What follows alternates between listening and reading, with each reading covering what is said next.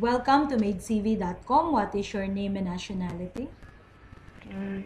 I'm Donna Belia Bolo from Philippines, Okay, how old are you? 43, Are you single or married? married mom. Do you have children? Yes, 3. 3 children. Okay, so Yes. when would you be able to start working? When can you start for a new job here in Dubai, here in UAE? I want mom this coming October.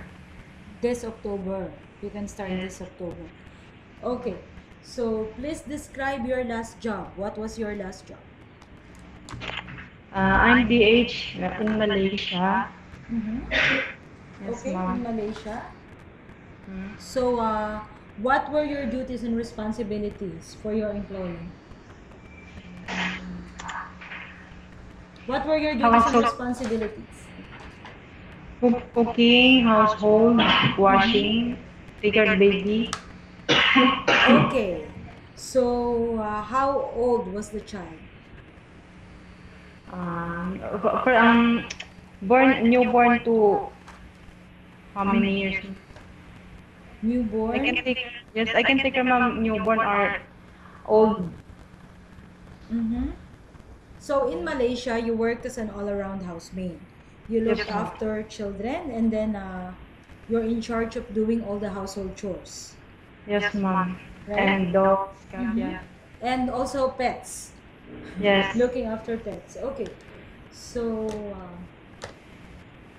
what did you like most about your last job and why? What did you enjoy doing? Cleaning, cooking, or looking after children? Um, Cleaning first, mom, and then cooking, Mm-hmm. uh, children. Okay, cleaning, cooking, and then children. Okay, so if you're going to work as a cleaner in a cleaning company, how are you going to perform your tasks if you will be assigned in a house? How are you going to clean the living room, the kitchen, the bedroom, and the toilet? And which part of the house are you going to clean first? I clean up first, mom, like a ceiling. Ceiling, from top and Yes, then yes, up to bottom. I take out, mom, the bed, chair, to Mm-hmm. take out the rust, yes, and vacuum. Okay. So, for the bedroom, how many times in a week do you have to change the bed sheet? Yes, ma'am. If my employer, yeah, depends on my employer, ma'am. If she wants once a week or 2 times a week, change the bed sheet. Okay. So, for the toilet, how often do you have to clean the toilet? Yes, ma'am. I clean the toilet. How All. how do you clean the toilet? For example, in a day, how many times do you have to clean the toilet in a day? I I clean, ma'am, every day. Every day. Yes, all. Okay. So what would you do if a delivery man came to the door and your employer is not around? I told him my boss not here, and I contact to ma'am first, to madam first. Okay. So you said you know how to cook. What kind of foods you can prepare?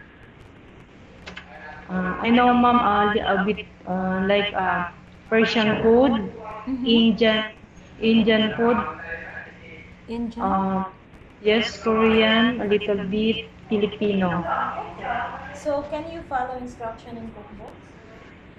Yes, ma'am, Good can. time. Okay. So describe yourself and give a short message to your future employer. Why should they hire you?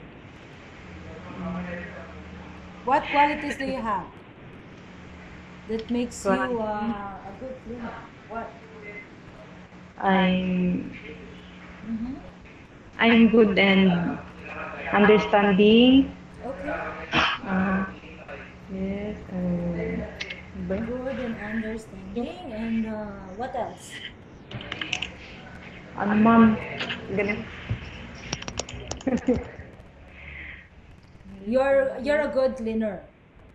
Yes, ma'am, cleaner, good cleaner. Okay, you're a good cleaner. Anything else?